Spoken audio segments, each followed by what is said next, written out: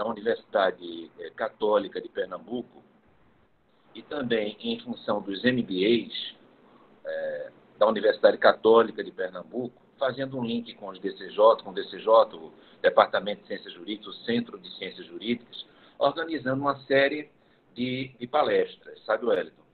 Uhum. E um prazer imenso te receber para que nós venhamos a falar sobre um tema que eu sei profundamente polêmico, e daí também é importante nós falarmos sobre ele. Um prazer também muito grande de estar aqui com quase 70 pessoas em um dia de Corpus Christi, em um dia que vem sendo considerado feriado, não é? E, naturalmente, digamos assim, essa vontade de te escutar, ela aumenta em razão do tema, não é? Recentemente, a China fez uma afirmação que provocou, digamos assim, o início da reflexão que me fez te chamar aqui para falar sobre o tema. Falou que talvez uma das principais debilidades da democracia ou das democracias ocidentais eram as liberdades individuais. Isso foi publicado na França, isso foi publicado em Paris e provocou muita polêmica. As liberdades individuais como sendo uma debilidade das democracias ocidentais. Por outro lado, em uma democracia, é natural que as pessoas apresentem as suas posições que, como você colocou há pouco, não costumam ser uniformes. E, dentro desse ambiente difícil de pandemia, no caso do Brasil, nós temos alguns degraus a mais de dificuldade. Recentemente, a Polícia Federal, em alguns estados, em alguns municípios, vem realizando operações e vem identificando possíveis, é bom deixar essa ressalva, possíveis superfaturamentos em respiradores, em leitos, até em álcool gel. Há um estado onde já houve o início de um processo de impeachment em relação ao governador. Portanto, o nosso ambiente é um ambiente complicado, mas que precisa, de algum modo, ter um equilíbrio, não é? E um dos assuntos que precisa, creio eu, de equilíbrio são essas liberdades individuais. A liberdade de reunião, não é? Dado que essa doença participa do entendimento de que as aglomerações podem, sim, aumentar o contágio. Não é? Nós temos passeatas, nós temos encontros em palácios, e coloca isso em xeque. Liberdade de reunião. No mundo inteiro, mas no Brasil especialmente. A liberdade de comunicação telemática na Coreia, que é uma democracia, Coreia do Sul, não é? Uma das maneiras que se vem encontrando para tentar controlar esse contágio é através da comunicação digital. Então, quando uma pessoa contagiada, que está efetivamente com o vírus, ela entra em contato com outras pessoas, há um acompanhamento dessas outras pessoas quase que imediato a partir do celular. Então, isso seria compatível com o nosso sistema, não só a questão da liberdade de reunião, da liberdade de locomoção, caminhar nas praias, por exemplo. Atualmente, em Portugal, está ocorrendo a terceira, em 1º de julho, a 4ª fase de desconfinamento. Agora, é evidente também que os números de contágio na região metropolitana de Lisboa, esses números vêm aumentando. Pois bem, então, diante de tudo isso, a gente coloca a liberdade, eu vou passar a palavra para o Wellington, a liberdade como um risco, a liberdade como um direito. Esse equilíbrio difícil. A palavra, muito obrigado por ter vindo, Wellington, contigo. Wellington Cabral Saraiva, liberdade como direito, liberdade como risco. Você com a palavra, Wellington. Muito obrigado. Obrigado, Hélio.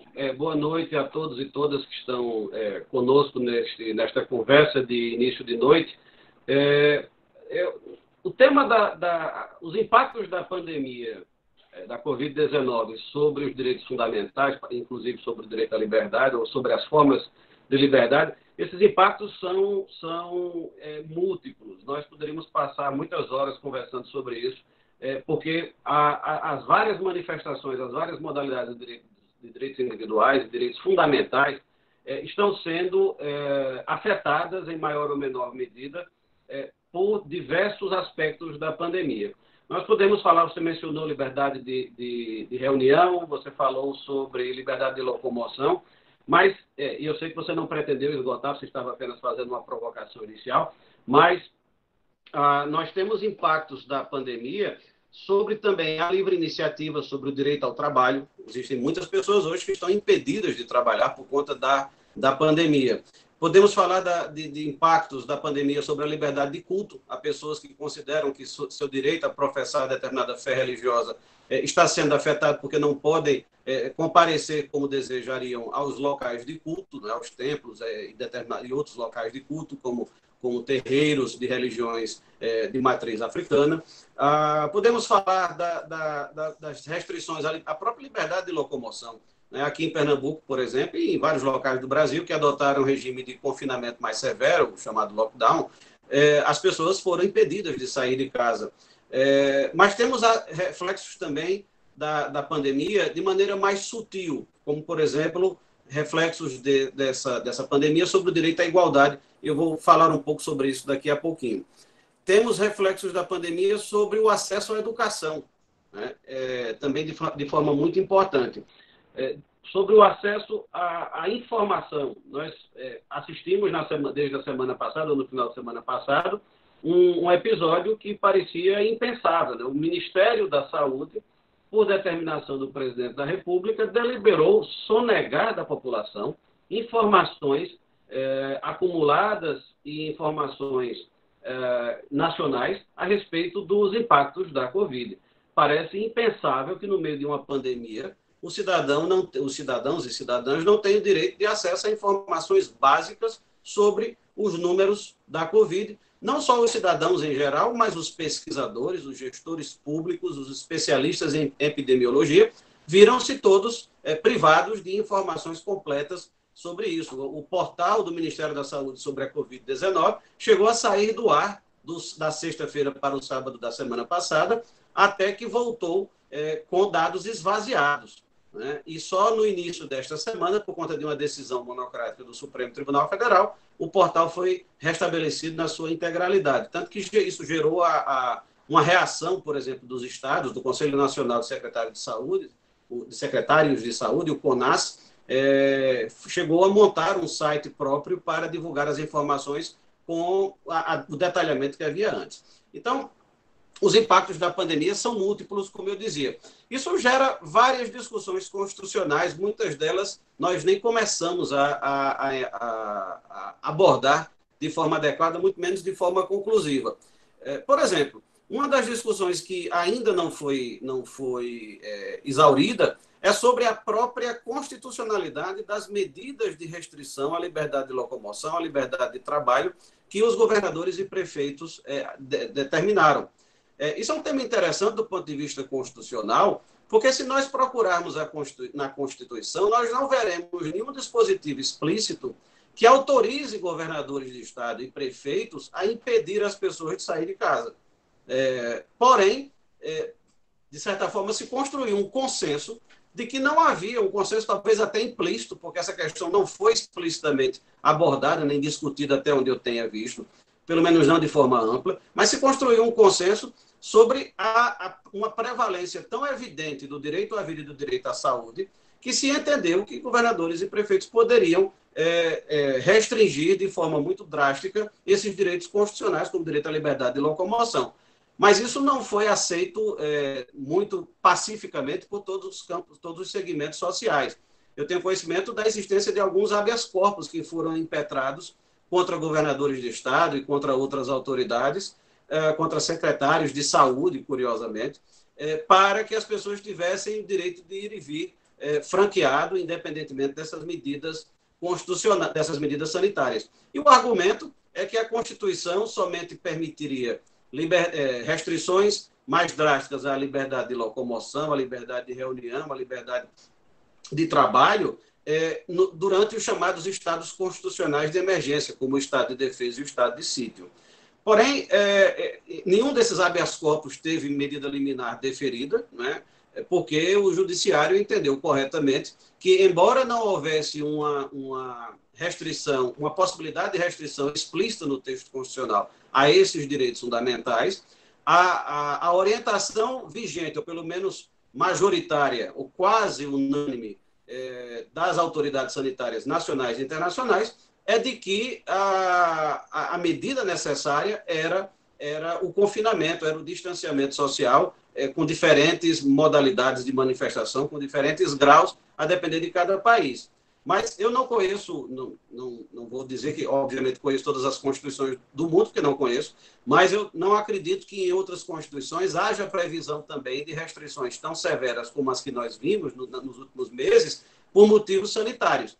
Nem por isso eu tenho conhecimento de alguma decisão judicial de algum país avançado, enfim, de nenhum país que tenha impedido essas restrições. O que aconteceu foram alguns países que adotaram uma atitude negacionista, né? O presidente do Turcomenistão, por exemplo, chegou a proibir que se usasse o termo coronavírus no país dele. Né? Muita gente achou isso engraçado, achou isso muito pitoresco, mas nós acabamos vendo uma atitude análoga aqui no Brasil, com a notícia que surgiu ao longo desta semana de que o presidente da nossa República teria determinado que não gostaria de ver números de mortos superiores a 1 milhar a 1.000 mortos por dia, como se uma decisão de autoridade pudesse alterar a realidade nesse nível. Então, nós tivemos alguns países negacionistas. O Brasil não foi propriamente um país negacionista, mas foi um país que tem um presidente negacionista da importância da pandemia e que tem demonstrado pouca preocupação com as vítimas fatais da pandemia. Mas essa discussão, a meu ver, não leva em conta um elemento importante dos direitos fundamentais. Nenhum direito fundamental é absoluto.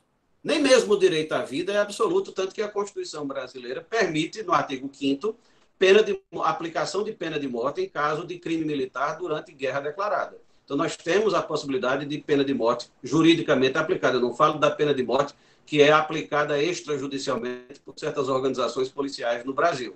Mas, mesmo o direito à vida é um direito que tem limitações possíveis. Né? E, na verdade, os direitos fundamentais todos são sujeitos a certos limites. Existem os chamados limites constitucionais explícitos aos direitos fundamentais, são chamados de limites imanentes dos direitos fundamentais, mas existem também os limites implícitos aos direitos fundamentais. E existe ainda uma terceira categoria, que são as chamadas restrições tácitas constitucionais dos direitos fundamentais. Então, a limitação à liberdade de locomoção, à liberdade de reunião, à própria liberdade de trabalho, né, porque, novamente, existem milhares de pessoas no Brasil que estão impedidas de trabalhar quando gostariam de estar trabalhando, essas limitações eram uma imposição da realidade, era uma imposição implícita da Constituição a essas liberdades fundamentais, em razão da prevalência dos direitos à vida e à saúde. E a experiência tem mostrado que os países em que essas restrições estão sendo abrandadas antes da hora estão assistindo a novos surtos do coronavírus, do novo coronavírus, né? Em alguns países estão voltando, às vezes, atrás em algumas medidas. Na França, por exemplo, algumas escolas tiveram que ser novamente fechadas depois de terem sido abertas no período de desconfinamento, por conta de novos surtos do vírus. Mas, como eu dizia, estamos assistindo a essas restrições por conta da prevalência do direito à vida e do direito à saúde, que tem que existir numa situação como essa. Nós estamos vivendo uma situação que nunca existiu no último século. Né? A última experiência semelhante que nós tivemos foi no início do século XX, com a gripe, o surto de gripe de 1918 e 1919, indevidamente chamado de gripe espanhola, porque, como muitos sabem, o vírus da dita gripe espanhola, na verdade, proveio, segundo a maior parte dos cientistas acredita, dos Estados Unidos. E a Espanha acabou emprestando o seu nome ao triste batismo desse vírus, porque era um país que ainda não estava conflagrado, não estava totalmente envolvido na Primeira Guerra, e nele a imprensa funcionava ainda com certa liberdade. Então, a imprensa espanhola noticiou o impacto daquele vírus sobre a população espanhola e o mundo acabou emprestando àquele vírus o nome de gripe espanhola. Mas aqui no Brasil, nós nunca tivemos episódio com essa gravidade.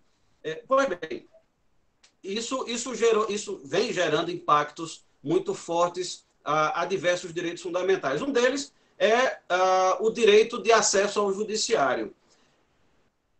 O direito de acesso ao judiciário, hoje em dia, está muito proximamente ligado ao direito ao acesso concreto a certos meios de comunicação. O acesso, particularmente, a ferramentas de internet e a canais de dados na internet, da mesma forma que o direito à educação. E aqui eu toco em dois aspectos, e mais um aspecto de impacto da pandemia sobre direitos fundamentais. Existe, salvo engano, na Finlândia já se considerou que o direito de acesso à internet é um direito fundamental. Aqui no Brasil nós não temos ainda essa concepção e a Constituição não trata disso, até porque quando a Constituição foi promulgada em 88, a internet ainda não era uma realidade como é hoje. Mas a deficiência de acesso à internet é um direito, impacta diretamente sobre determinadas liberdades fundamentais da Constituição. E eu cito duas, como vinha tentando elaborar. Um é sobre o direito de acesso à justiça e outro é sobre o direito à educação. O Poder Judiciário no Brasil todo está migrando, pouco a pouco, em alguns ramos do Judiciário com mais intensidade, com mais avanço, em outros ramos com um pouco mais de lentidão, para o acesso ao processo judicial eletrônico. Hoje em dia, se o advogado não tiver acesso adequado, um canal adequado de internet, ele terá fortes dificuldades de atuar. Ontem eu participei de um debate coordenado pelo professor Sérgio Torres Teixeira, que é juiz do Tribunal Regional do Trabalho, desembargador do trabalho, como dizem, e que nós discutimos isso. Determinados atos processuais hoje estão sendo ordenados pelos juízes para serem praticados por via remota, por videoconferência ou por mecanismos semelhantes. Ocorre que muitos advogados não têm acesso adequado a esses mecanismos. A gente não pode ignorar que uma grande parte da advocacia hoje está pauperizada. Nem todo advogado tem a estrutura dos grandes escritórios. Muitos advogados não têm acesso adequado à internet. E para que vocês tenham uma ideia de como essa pauperização é concreta, a Caixa de Assistência dos Advogados de Pernambuco lançou um programa para distribuição de cestas básicas a advogados afetados pela queda de renda por conta da pandemia. Parece incrível que nós imaginemos que determinados advogados precisem solicitar cestas básicas à Caixa de Assistência da Ordem dos Advogados local. E, embora isso pareça incrível, centenas de advogados se habilitaram nesse projeto da CAAP, a Caixa de Assistência dos Advogados de Pernambuco, para receber cestas básicas durante o período de pandemia. Então, se nós temos advogados que precisam de cestas básicas para ajudar a sua manutenção, nós podemos facilmente concluir que muitos advogados não têm acesso adequado à internet. E sem acesso adequado à internet, não há possibilidade de participação eficiente em atos processuais, como audiências, por exemplo, para inquirição de testemunhas, para tomada de depoimento, etc. Então, esse acesso impacta diretamente, a deficiência desse acesso impacta diretamente o exercício do direito fundamental de acesso à justiça. E aí nós discutimos ontem que os juízes, particularmente os juízes do trabalho, mas não só eles, os juízes de direito também que lidam com a realidade da justiça estadual, mas, aliás, eu estou sendo preconceituoso de certa forma, porque também os juízes federais lidam com a população de baixa renda, no caso, por exemplo, dos juizados especiais federais, que lidam com muitos processos de natureza previdenciária de segurados do INSS que têm baixa renda. Então, os juízes em geral e as juízas têm que ter sensibilidade de reconhecer certas impossibilidades concretas de advogados e de partes de participarem desses atos processuais para que não acabem cometendo injustiças na condução dos processos. No caso da educação, essa dificuldade de acesso à internet é ainda mais dramática. Nós estamos vendo uma tentativa muito forte dos estabelecimentos de ensino, sobretudo privados, de manter seu funcionamento durante a pandemia mediante aulas remotas, mediante atividades remotas. Isso é tudo muito bom, muito interessante para quem tem acesso à internet e para quem tem condições de estudo. Mas essa não é a realidade de grande parte do Brasil. Segundo dados do Enem de 2018, 1/3 dos alunos que concluíram o ensino médio em escolas públicas, em estabelecimentos públicos de ensino, não tinham acesso à internet. 1/3 dos estudantes que concluíram o ensino médio em escolas da rede pública, contra 3,7% dos estudantes que concluíram o ensino médio em escolas privadas. Então, de um lado, 33% de estudantes de escolas públicas não tinham acesso à internet e, de outro, 3,7% apenas dos estudantes de escolas privadas não tinham esse mesmo acesso.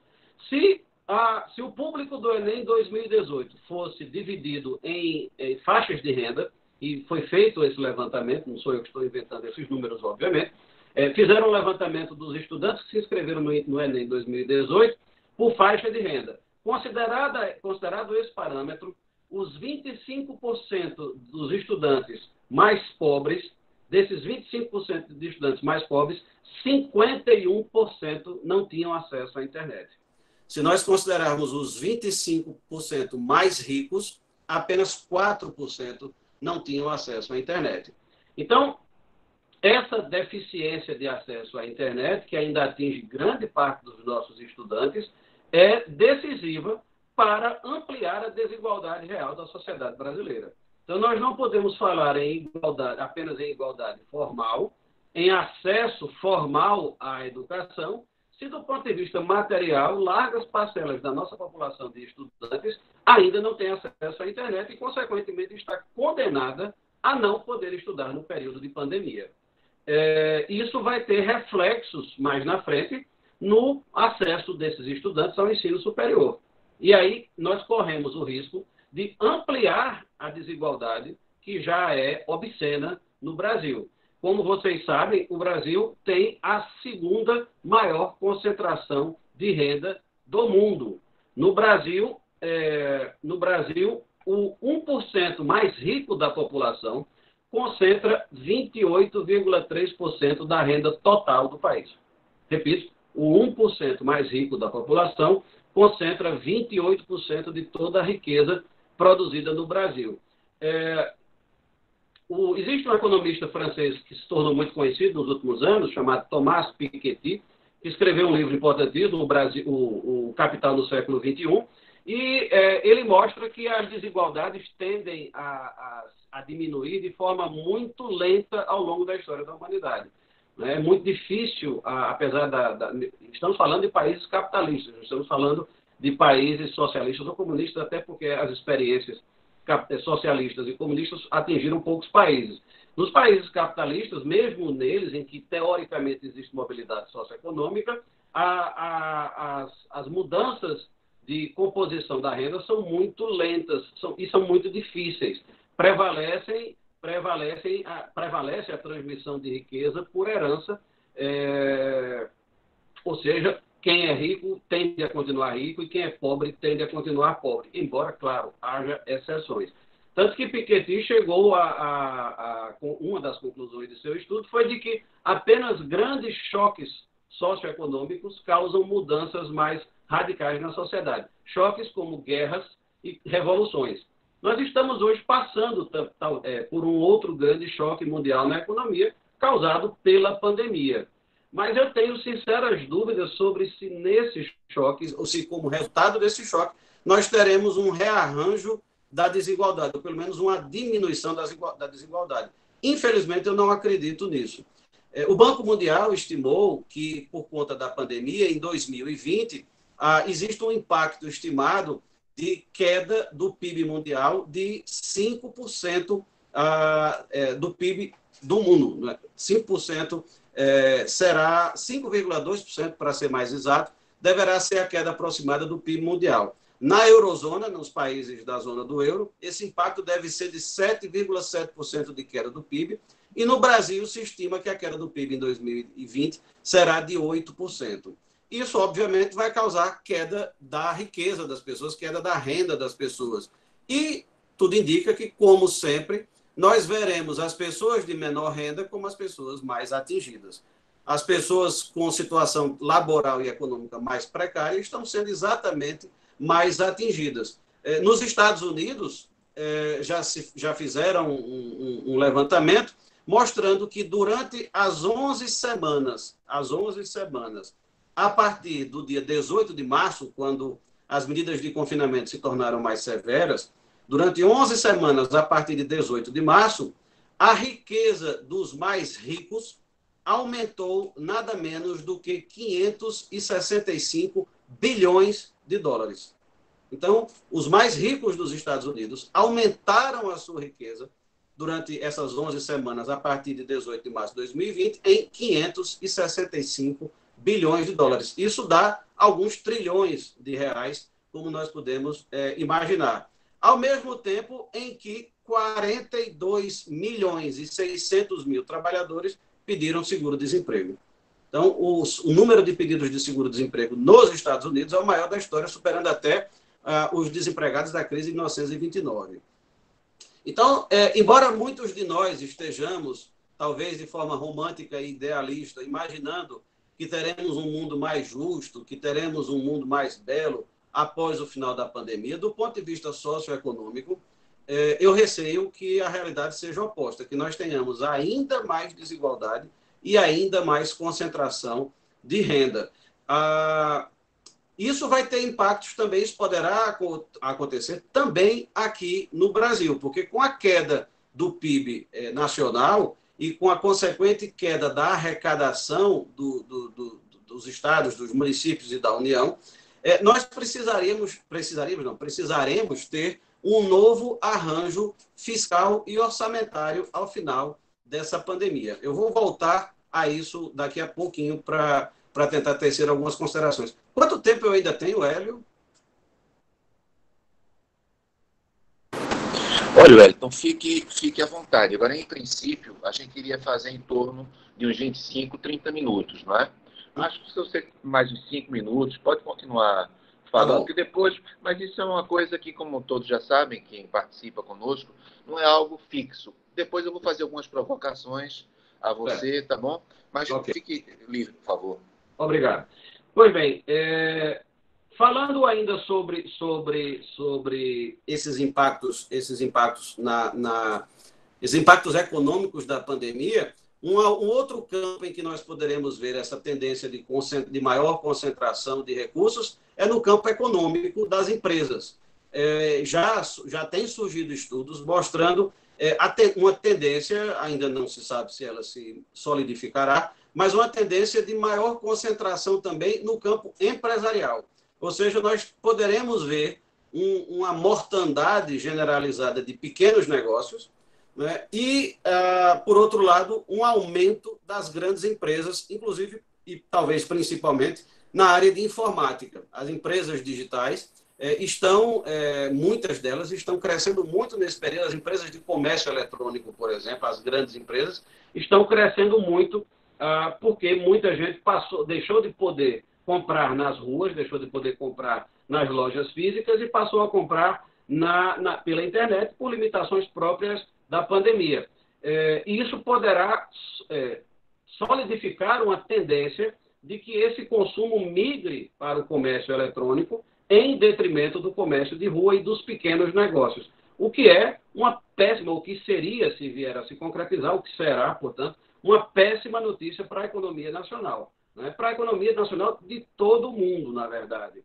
Né? Nós poderemos assistir na área comercial, na área econômica, a um processo de gentrificação da economia. Né? Para quem não estiver acostumado, ou não estiver familiarizado com esse termo, a gentrificação é um fenômeno urbanístico, basicamente, que mostra que determinados setores das cidades, de muitas cidades ao redor do mundo, que antes eram setores acessíveis às pessoas de renda média, se tornaram inacessíveis, porque foram lugares reurbanizados e que atraíram, por determinadas razões, a atenção de grandes empresas de pessoas ricas que compraram os imóveis daqueles lugares e, consequentemente, as pessoas deixaram de poder pagar os aluguéis e deixaram de poder consumir, as pessoas de renda média e baixa deixaram de poder viver e consumir naqueles bairros que se tornaram bairros elitizados. Nós podemos chamar a gentrificação de um processo de elitização urbanística. Isso está acontecendo, vem acontecendo, por exemplo, na cidade de São Francisco, nos Estados Unidos,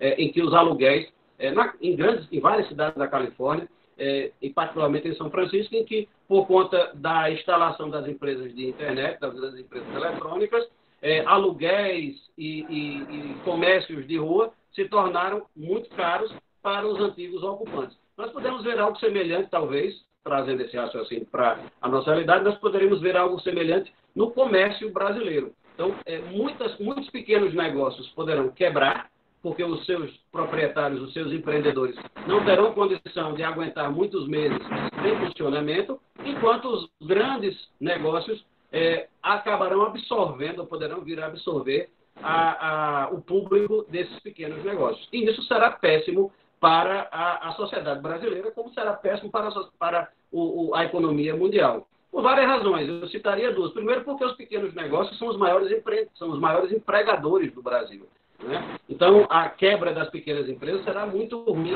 para os empregos locais. Segundo, porque tirará as pessoas das ruas. Isso é muito ruim também para o urbanismo e até para a segurança. Ruas com menos pessoas circulando são ruas mais inseguras e são ruas em que há menos senso de senso societário, senso gregário, senso comunitário. Nós não podemos imaginar que o Brasil será um país desenvolvido apenas com shopping centers funcionando nas cidades. Isso é péssimo sob todos os pontos de vista. Nós devemos tentar, sempre que possível, privilegiar o comércio de rua. Bom, eu poderia ainda mencionar alguns aspectos relativos à judicialização da saúde, mas talvez eu deixe isso para um momento seguinte. Eu queria encerrar voltando àquela reflexão que eu fazia sobre como será o Brasil no período pós-pandemia. É claro que eu não tenho dons divinatórios e premonitórios, então eu não sei como o Brasil será. Mas eu entrevejo alguns riscos ao arranjo dos direitos fundamentais no Brasil no período pós-pandemia.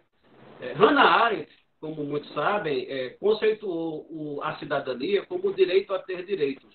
É uma frase muito feliz. Nós só seremos efetivamente cidadãos quando tivermos todos nós, em condições mais ou menos igualitárias, o direito de ter direitos. Ocorre que os direitos custam dinheiro.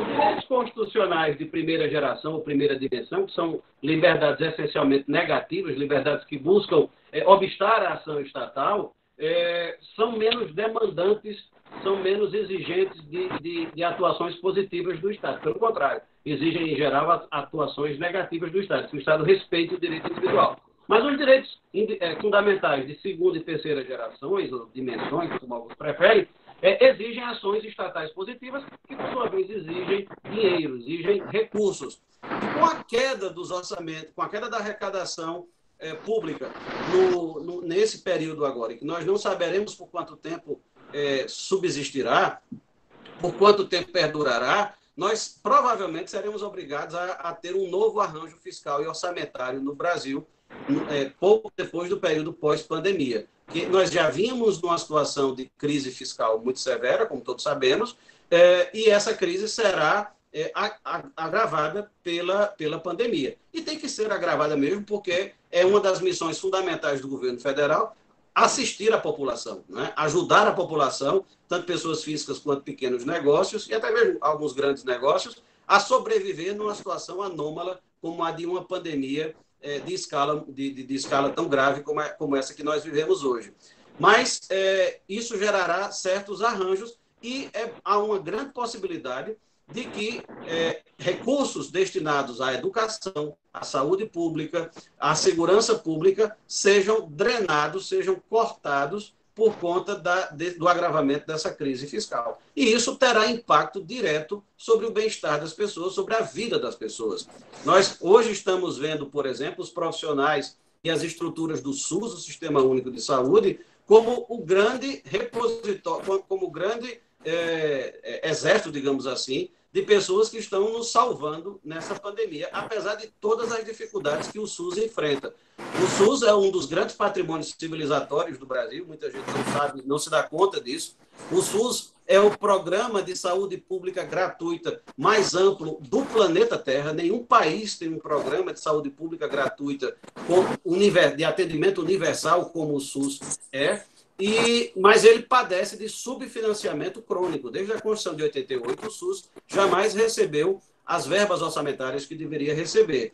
E nós poderemos ter um agravamento disso no período pós-pandemia. Nós já temos uma medida constitucional muito restritiva, que é a Emenda Constitucional 95, a chamada Emenda do Teto de Gastos, que congelou investimentos públicos durante 20 anos, coisa que nenhum país jamais fez, né? E podemos ter não só a manutenção desse garrote orçamentário sobre os gastos públicos essenciais, como poderemos ter o agravamento dessas restrições. E isso terá impacto direto sobre os serviços públicos destinados à população, consequentemente, com impacto sobre direitos fundamentais. Então, nós, como cidadãos e cidadãs, e eu estou aqui, obviamente, falando como cidadão e como professor, e não estou falando como membro do Ministério Público Federal, eu aqui não falo pelo Ministério Público Federal, mas falo apenas a título individual. Nós, como cidadãos e cidadãs, teremos e deveremos estar mobilizados para reivindicar a manutenção em níveis adequados dos serviços públicos destinados à população, sobretudo aqueles destinados à população mais vulnerável. E nós precisaremos exercer política no sentido mais nobre da palavra, não no sentido necessariamente partidário. Quem for filiado a partidos políticos, tanto melhor, exerça isso na sua militância partidária, mas nós, como cidadãos, mesmo os não filiados a partidos, deveremos exercer muito a política no sentido mais nobre da palavra nos próximos anos, porque os efeitos fiscais dessa crise durarão pelo menos uma década, segundo a maioria dos economistas avalia.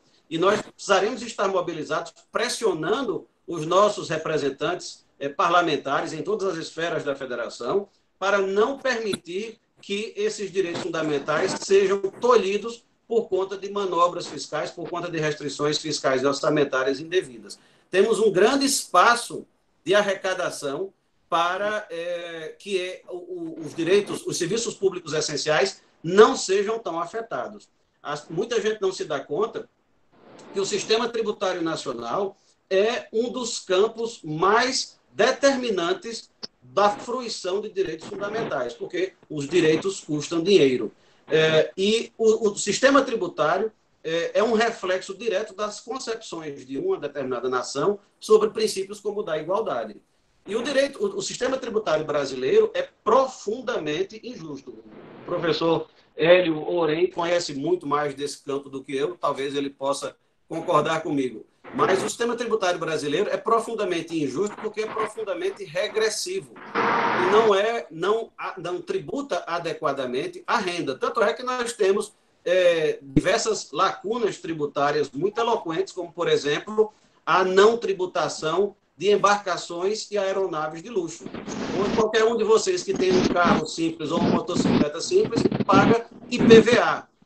E se algum de vocês, por acaso, tiver uma embarcação ou uma aeronave de luxo, não pagará tributos semelhantes àqueles que as pessoas que têm um carro dito popular pagam. Nós temos, por exemplo, o Brasil com a tributação de dividendos muito benevolente para com os rentistas, enquanto nós, assalariados, deduzimos os nossos tributos na fonte em até 27,5%. Então, esse é um campo em que nós poderíamos fazer uma discussão específica sobre a tributação e os reflexos sobre a igualdade e sobre os direitos fundamentais. Mas não há espaço para isso nesta conversa. Então, eu encerro por aqui agradecendo a atenção de todos, agradecendo mais uma vez o honroso convite que a Universidade Católica de Pernambuco me fez e fico à disposição para nós continuarmos o debate. Muito obrigado, Hélio. Bom, eu queria agradecer ao Wellington. A tua apresentação foi muito elogiada aqui, você deve ter visto também, né? Então, quero agradecer a todos que estão aqui presentes, ao MBA da Universidade Católica, ao PPGD. E como normalmente a gente faz, toda quinta-feira, eu vou fazer aqui umas 4 ou 5 observações. Agora, antes das observações que eu pretendo fazer, eu queria lembrar do seguinte: é claro que o Estado brasileiro possui muitos problemas. Agora, algumas coisas nós podemos, de algum modo, fazer. Vai ser o assunto da próxima quarta-feira. Na próxima quarta-feira, na verdade, não será na próxima semana, não haverá quinta-feira, excepcionalmente, será na quarta-feira. E vamos falar sobre imposto de renda. Então, uma sugestão que eu faço, uma conclamação que eu faço, um chamado que eu faço ao Wellington, a todos vocês que estão aqui presentes.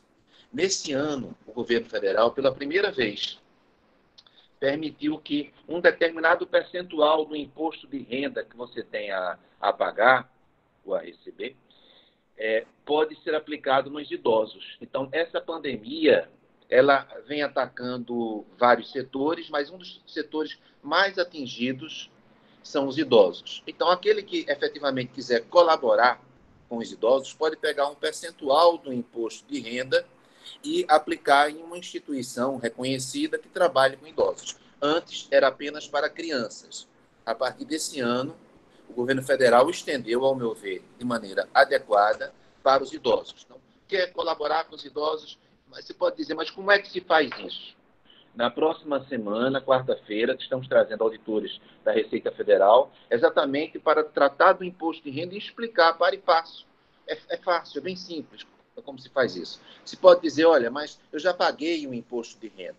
Eu lembro que nesse ano, em razão da pandemia, até o final desse mês, é possível fazer a declaração do imposto de renda. Uma retificadora, por exemplo.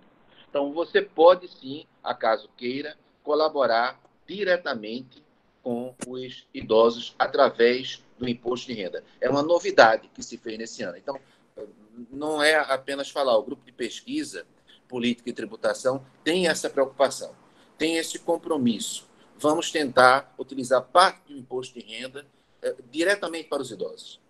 Isso próxima quarta-feira. Alexandre Rego e o professor Cristóvão da Nóbrega estarão aqui para falar sobre o imposto de renda. Uma outra colocação que eu faço, dentro do que disse o Wellington, é o seguinte: no mundo existem 3 alternativas a respeito da recuperação econômica. Há aqueles que acreditam em recuperação em V, uma queda e um crescimento rápido. Há aqueles que acreditam que possam existir várias vagas, seria em W, queda, sobe, e aqueles que acreditam que vai ser lento. No entanto, cabe lembrar que os Estados Unidos estão colocando na economia entre 2 a 3 trilhões de dólares. A Alemanha, semana passada, já colocou 130 bilhões de euros. Na União Europeia, já se fala em 1 trilhão de euros na economia.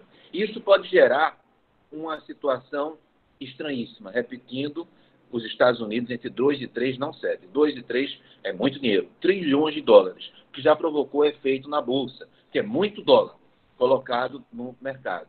Isso pode provocar um problema grave na economia. Por quê?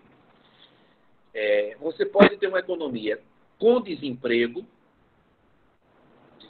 alto, em crise, mas com alguns empresários, amigos do poder, com muito dinheiro no bolso.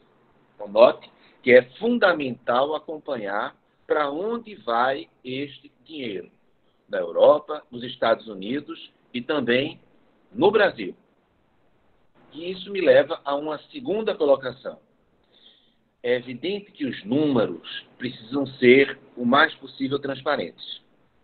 Mas os números que devem ser transparentes são os números confiáveis. E essa é uma provocação que eu faço aqui para vocês, especialmente para o Wellington. No momento em que as secretarias de saúde de vários estados, secretaria de saúde de vários municípios, estão sendo investigadas por superfaturamento, vícios os mais variados nas contratações diretas e sem licitações. Em que medida a credibilidade dos números de uma Secretaria de Saúde, que está sendo posta em xeque por uma Polícia Federal, em que medida essa credibilidade ela existe? Por quê? É fundamental termos números confiáveis.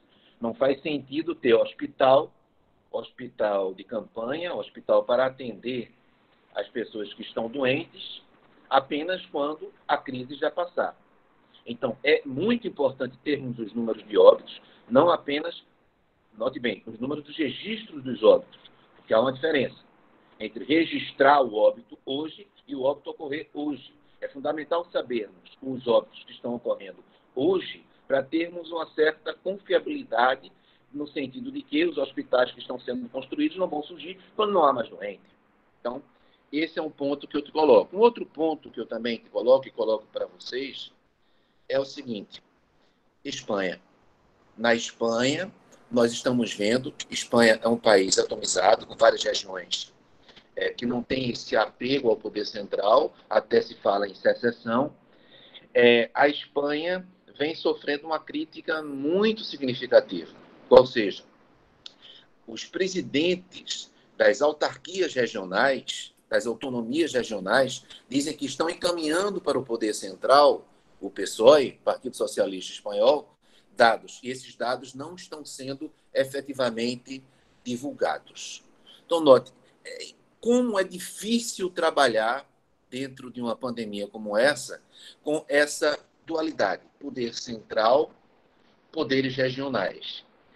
A ausência de um planejamento nacional provocou na Espanha números extremamente difíceis. A Espanha está tentando agora reabrir a economia, reabrir o turismo, mas sob grande desconfiança, inclusive de Portugal, porque a ministra, vou chamar assim, a secretária de turismo espanhola, disse que iria abrir as fronteiras com Portugal, sem falar com Portugal. Resultado, teve de prorrogar. O turismo é muito importante para Portugal e para a Espanha, para 1º de julho. Então, note essa dificuldade, no caso do Brasil federativo, no caso da Espanha regional, desse diálogo difícil entre os poderes regionais e o poder central. Esse diálogo interfere nos números. O vírus tem efeitos variados em função também da sociologia de cada país. Então, o vírus pode ser o mesmo, não tem muitas variações, mas cada país reage ao vírus de uma maneira diferente. Nesse sentido, lembro a China. Os Estados Unidos dizem que, através de satélites, os hospitais de Wuhan, na China, desde agosto, apresentavam números crescentes. Em dezembro, muito mais. Que, pela perspectiva norte-americana, significaria que a pandemia já vem de bem antes. O fato, no entanto, é que a China teve uma primeira vaga e não voltou. Desde fevereiro, a China apresenta números estáveis. Então, note a importância da transparência, a necessidade de se confiar nos dados, que seja de Pernambuco, que seja do Brasil, que seja na China, que seja na Espanha. Me parece que há uma crise mundial no sentido da confiabilidade dos dados.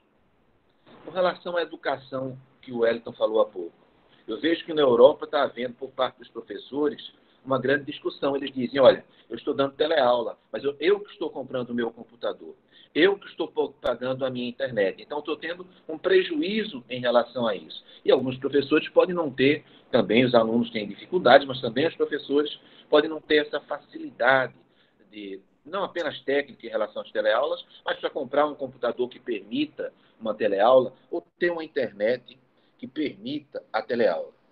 E a última provocação que eu faço para o Wellington é o seguinte: no Brasil, nós temos o estado de sítio, o estado de defesa, intervenção federal.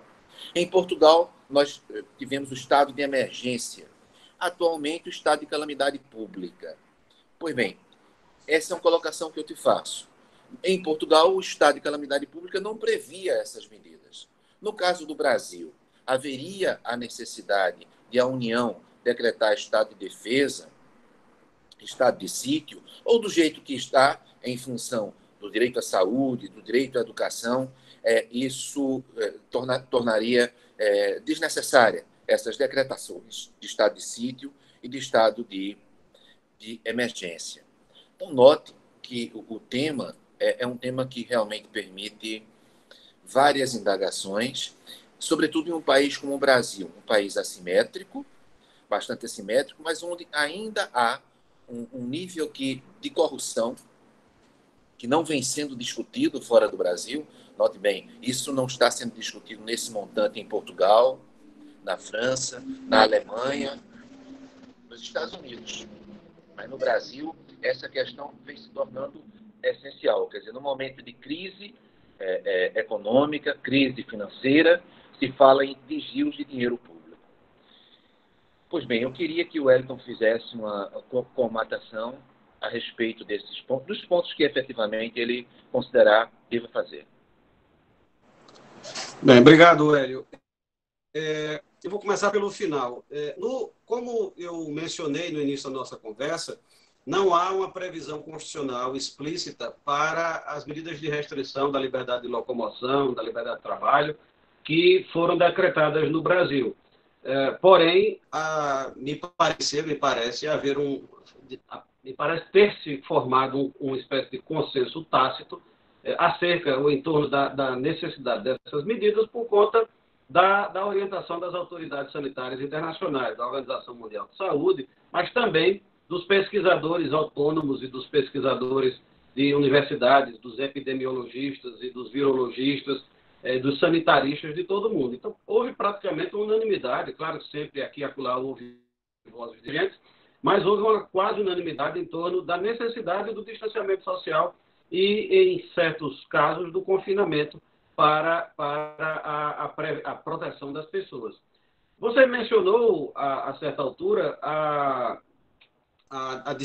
falta de coordenação entre o poder central e os poderes locais na Espanha, né? Que, embora seja um Estado unitário, nelas as províncias têm graus diferentes de autonomia, em alguns casos um grau relativamente elevado, além das questões culturais que existem, como por exemplo na Catalunha, que tem uma forte tradição de tendência separatista. Pois bem, no Brasil nós não temos essa mesma realidade, mas nós tivemos a circunstância de ter na presidência da República um presidente que é negacionista e que desde o início se insurge contra o trato sanitário adequado desta pandemia. Vejam, eu faço essas considerações aqui, desculpem,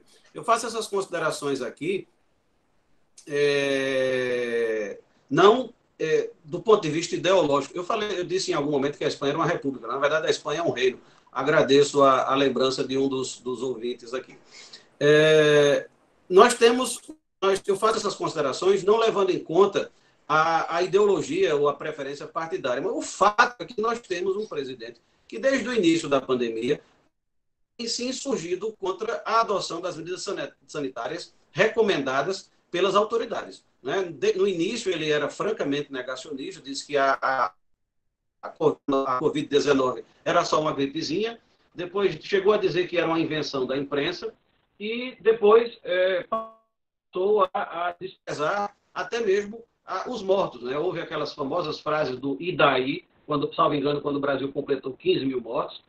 Depois o confrontaram novamente com o número de mortos, ele disse que não era coveiro.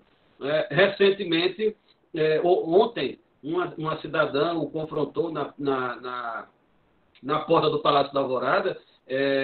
Dizem que ela era assessora de um parlamentar de oposição, mas isso não vem ao caso. Ela poderia ser a pessoa com a maior oposição do mundo ao presidente da República, mas ela é uma cidadã brasileira e tem direito de se dirigir ao presidente da República como qualquer outro cidadão, independentemente de sua preferência ideológica. Né? Se o presidente se dispõe a dialogar com a população em determinado local, lá nas imediações do Palácio da Alvorada, ele não tem o direito de restringir aquela aglomeração apenas às pessoas que o apoiam. Qualquer cidadão brasileiro pode ir lá e confrontá-lo e fazer as perguntas que queira. Pois bem, quando ela disse que o número de mortos era muito elevado e que, na visão dela, ele havia traído os brasileiros na condução da pandemia, ele mandou que ela fosse embora e que ela cobrasse dos governadores a responsabilidade pelo trato da pandemia. Essa é uma visão equivocada. Né? A competência constitucional para prestar o serviço público de saúde é uma competência comum entre municípios, estados e União. No caso da União, a lei orgânica do SUS, a lei 8080, que é uma lei largamente desconhecida do Brasil, mas que é uma lei de extrema importância no funcionamento do SUS, estabelece para a União a coordenação nacional dos esforços sanitários. Então, não é possível o presidente da República, o ministro da Saúde, pretender lavar as mãos em torno da sua responsabilidade de gestão central da pandemia. Por mais que o presidente negue essa realidade, esse é um dever legal da União. A União não pode dizer, eu não tenho nada a ver com isso, porque o Supremo disse que cabe aos governadores decretar essas medidas. O Supremo Tribunal Federal, de fato, decidiu nessa direção, algumas semanas atrás, como todos sabemos, mas isso não exclui a responsabilidade da União. E por essa característica negacionista do presidente da República, e também por outras características pessoais de Sua Excelência, que não vem ao caso aqui abordar, o fato é que não tem havido praticamente nenhuma articulação, nenhuma coordenação entre o Ministério da Saúde e as secretarias estaduais de saúde no trato da pandemia. Tanto que, em vários países, na altura em que nós estamos da pandemia, as curvas de infecção e morte já estão ou estiveram em declínio, enquanto aqui no Brasil elas continuam ascendentes. Então, o Brasil está se tornando um caso à parte no panorama mundial desta pandemia e há uma grande possibilidade de que isso, ao menos em parte, se deva à falta dessa coordenação nacional por parte das autoridades federais. Isso vai ter impactos diretos na nossa economia. Embora o presidente da República tenha grande preocupação com a retomada da atividade econômica, no meu ver de leigo em economia, mas mesmo sendo leigo em economia, a minha avaliação é de que ele não está percebendo que as deficiências da gestão federal da pandemia vão dificultar e adiar a retomada da atividade econômica. Até porque a experiência mundial está mostrando isso. Os países, no início da pandemia, talvez alguns de vocês tenham visto, o surgimento de um estudo mostrando que na época da gripe de 1918, 1919, os locais dos Estados Unidos que adotaram medidas de restrição mais severas se recuperaram mais cedo e tiveram menos vítimas daquela epidemia. E hoje, isso parece estar se reproduzindo na pandemia da Covid-19. Os países que adotaram medidas mais estão voltando à normalidade, ainda que não seja a mesma normalidade de antes, mas a nova normalidade, de forma mais rápida do que os países que não adotaram essas medidas. Então, o Brasil, que tem uma gestão errática, e eu diria até caótica da pandemia no plano federal, no plano central, enquanto outros países já estão testemunhando curvas descendentes, o Brasil ainda tem uma curva ascendente de infectados. E mesmo com essa curva ascendente, alguns estados e municípios estão falando em retomada gradual. Eu não sou especialista em epidemiologia, obviamente, mas já vi depoimentos de epidemiologistas dizendo que isso vai causar uma grande mortandade, porque o país não está ainda preparado para voltar à normalidade, ou pelo menos para caminhar em direção a essa normalidade. Você me perguntou se haveria necessidade de decretação de estado de sítio ou estado de defesa para que essas medidas fossem tomadas. Me parece que não, Hélio. E se nós tivéssemos tido isso, a situação seria ainda mais grave do ponto de vista da afetação das liberdades individuais. Nós vimos algumas restrições a essas liberdades, mas nada que se comparasse às restrições que poderia haver no estado de defesa ou no estado de sítio. Ao mesmo tempo que a Constituição garante as liberdades individuais das quais nós falamos, a Constituição também estabelece o princípio da legalidade, segundo o qual ninguém pode fazer ou deixar de fazer alguma coisa senão em virtude de lei. E nós temos uma lei para amparar, no meu entendimento, as medidas de restrição que foram tomadas pelas autoridades estaduais e municipais. É a Lei 13.979, que é a chamada Lei da Covid, que foi aprovada em 6 de fevereiro.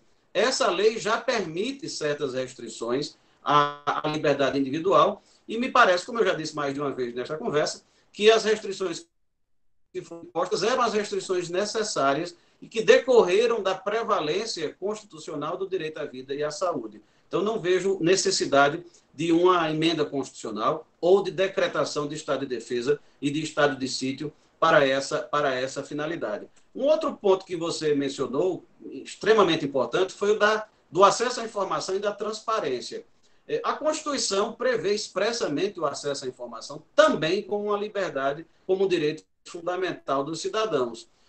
E nós temos visto também nesse período uma redução muito pouco saudável desse acesso à informação. Recentemente, por exemplo, a Controladoria Geral da União, que é um órgão que tem papel preponderante na aplicação da Lei de Acesso à Informação, a chamada LAI, recentemente a CGU classificou como sigilosos pareceres de órgãos jurídicos da administração federal, coisa que nunca tinha acontecido, dificultando com isso o acesso dos cidadãos à motivação de determinados atos públicos, de determinados atos administrativos ou atos políticos, como, por exemplo, os pareceres preparados para o veto presidencial ou a aprovação, a sanção de leis, passaram a ser considerados como sigilosos.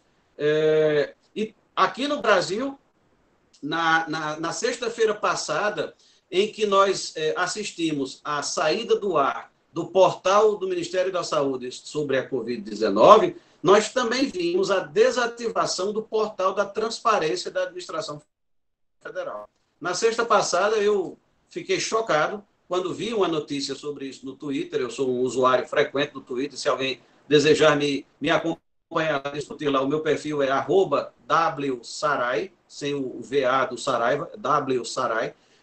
Eu estava no Twitter trabalhando na sexta-feira passada à noite e alguém colocou no Twitter que o portal da transparência do governo federal estava fora do ar. Eu não acreditei. E fui olhar e, de fato, o portal estava fora do ar. Disseram que tinha sido para manutenção. Mas isso não é comum e foi uma coincidência, entre aspas, muito infeliz, que esse portal tenha sido tirado do ar na mesma noite em que o portal da Covid-19 também estava fora do ar. Eu não sei se já verificaram, o portal voltou ao ar, mas eu não sei se ele continua com as mesmas informações de antes. Esta semana eu vi uma outra notícia que me impressionou muito, que foi a saída do ar do portal da Comissão da Verdade, da Comissão Nacional da Verdade, que, como todos sabem, fez revisões sobre atos da ditadura que atingiram adversários políticos do regime militar de 1964 a 1985. Eu vi a notícia de que esse portal tinha saído do ar. E isso é inadmissível, porque, novamente, não estou falando aqui de preferências partidárias ou ideológicas, mas nós precisamos ter a consideração de que os dados que são produzidos ou coletados pelo poder público não pertencem ao poder público. A informação que o poder público coleta ou gera na sua atuação é informação que pertence à sociedade. O poder público é apenas depositário e gestor dessa informação, mas ela pertence à sociedade e o poder público não tem o poder discricionário de, por motivações pessoais ou ideológicas, suprimir o acesso da população a essa informação. Então, nós precisamos estar atentos, porque, como você muito bem disse, Hélio, sem acesso à informação adequada, cai um dos pilares da transparência e da responsabilidade dos gestores públicos, que alguns preferem chamar pelo termo em inglês de accountability. Sem o acesso aos dados, cai um dos pilares da responsabilidade, /accountability, e da transparência, que é o chamado controle social. Sem a possibilidade de os cidadãos terem acesso a esses dados, a imprensa não tem acesso a esses dados, não pode exercer adequadamente o seu papel, e as instâncias da sociedade civil também não podem. Então, nós, como membros da cidadania, e como profissionais nas diferentes áreas em que atuamos, não podemos permitir, não podemos aceitar que nenhuma instância de governo, sejam as municipais, as estaduais ou a federal, suprimam o nosso acesso à informação. E, por último, eu falo do tema do teletrabalho, que você também mencionou de forma muito adequada. Já se desenha uma tendência aparente de que o teletrabalho será ainda mais disseminado no período pós-pandemia, né? Algumas empresas já disseram que pretendem adotar o teletrabalho em caráter permanente. Isso pode ser muito salutar para certas situações, mas é uma faca de dois gumes. Um dos aspectos que envolvem algum risco nessa tendência é o que você mencionou, o de que os empregados e as empregadas, os funcionários e as funcionárias, os trabalhadores e as trabalhadoras em geral, passem a ser compelidos a financiar, em parte, o funcionamento das empresas e dos órgãos para os quais trabalham. Então, se a empresa quer que o empregado trabalhe em casa, ela deve fornecer ferramentas de computação adequadas, acesso à internet adequados e até mobiliário adequado. Porque, por exemplo, trabalhar em equipamentos que não sejam adequadamente ergonômicos vai produzir doenças de trabalho. As pessoas vão ter doenças de trabalho, porque nem todas têm mobiliário adequado na sua residência para trabalhar por muitas horas. Temos também alguns riscos associados à desigualdade de gênero no Brasil. Esse é um aspecto para o qual nem todo mundo atenta, mas nós temos ainda uma sociedade extremamente machista. Nós temos um machismo estrutural disseminado por toda a sociedade que afeta as mulheres. Existem vários estudos do IBGE, do IPEA, que mostram que as mulheres trabalham muito mais horas em casa do que os homens. Agora, nesse período de pandemia, isso é um trabalho geralmente não remunerado, nós estamos falando das mulheres que não têm parceiros que dividam com elas adequadamente as tarefas domésticas, e isso acaba impactando negativamente no desempenho profissional dessas mulheres. Recentemente saiu um estudo ainda muito preliminar, porque os dados são iniciais, mostrando que os pesquisadores acadêmicos do sexo masculino aumentaram a sua produção de artigos acadêmicos no período da pandemia, porque eles estavam em casa, gastaram menos tempo de deslocamento, menos tempo de presença em sala de aula e puderam produzir mais artigos. Ao passo que as pesquisadoras mulheres tiveram a queda da produção científica no mesmo período. Por quê? Porque elas estão trabalhando em casa, com filhos, com manutenção doméstica, com trabalhos domésticos, nos quais os parceiros homens, geralmente, na verdade, não dividem de forma correta. Então, isso também poderá impactar no teletrabalho no período pós-pandemia, sobretudo para as empresas que adotem esse teletrabalho em caráter permanente. Então, as mulheres precisarão ter apoio adequado para que possam trabalhar adequadamente dentro de casa. Isso tem uma outra repercussão importante, porque nós já estamos vendo alguns estados aqui no Brasil e alguns países voltando à atividade econômica, mas muitas escolas e creches não estão funcionando. Como é que as mulheres vão voltar a trabalhar sem ter onde deixar os filhos? Com quem elas vão deixar os filhos pequenos para poder voltar a trabalhar? Então, essa é uma repercussão trabalhista e sociológica também, e econômica, muito importante, que precisará ser objeto de reflexão para que as mulheres não sejam ainda mais injustiçadas também nesse campo. Bom, Elton, eu quero agradecer a você por ter aceito o convite. Você deve ter visto aqui no nosso chat muitos elogios à sua exposição, não é? Eu creio que nós podemos, eu e você, agradecermos também ao pessoal, praticamente em torno de 90 pessoas o tempo todo, não é? Aqui presente no dia de Corpus Christi, acompanhando os nossos estudos. E quero também te convidar, Wellington, para na próxima quarta-feira, 19 horas, nós estamos trazendo 2 auditores da Receita Federal que vão falar sobre o imposto de renda. O Cristóvão da Nóbrega e o Alexandre Rego. E dentro do que eles vão falar sobre o imposto de renda, vão falar sobre o que cada um de nós, como cidadão, podemos fazer pelos idosos. Não é? Aquele percentual do imposto de renda que nós iríamos pagar à União, né, vamos entregar a uma determinada instituição para ajudar os idosos que estão sofrendo tanto nessa pandemia. Muito obrigado, Wellington. Muito obrigado ao MBA, ao DCJ, aos 15 anos do PPGD, mestrado, doutorado da Universidade Católica de Pernambuco e, claro, ao grupo de pesquisa, política e tributação, aspectos materiais e processuais, que nesse ano está fazendo 16 anos, porquanto registrado no CNPq desde 2004. Tá bom, Elton? Muito obrigado por ter atendido ao nosso convite. Eu que agradeço, Elton. Forte abraço. Eu que agradeço. Obrigado.